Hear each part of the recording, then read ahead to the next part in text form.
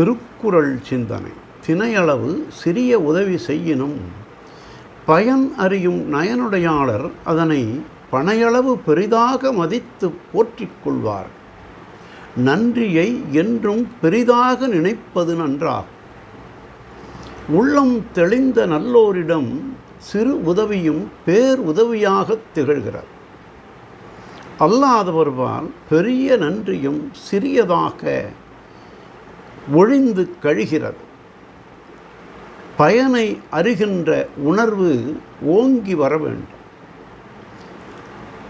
தினையளவு உதவி செய்தாலும் அதனை சான்றோர் பனையளவாக கொள்வார்கள். அல்லாதவர்கள் பெரிய உதவி செய்தாலும் அதனை நன்றி மறந்து நினைக்கவும் மாட்டார்கள்.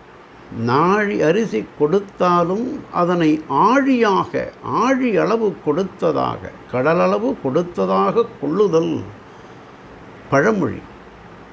ஆகவே நன்றியை என்றும் அறிகின்ற நயனுடையாளர் செய்நன்றி அறிதலை மிகவும் மதித்து சிறந்திருப்பார்கள் என்று தெய்வப்புலவர் தினைத்துணை நன்றி செய்யினும் பனைத்துணையாக் கொள்வர் பயன்தெரிவார் என்றார்.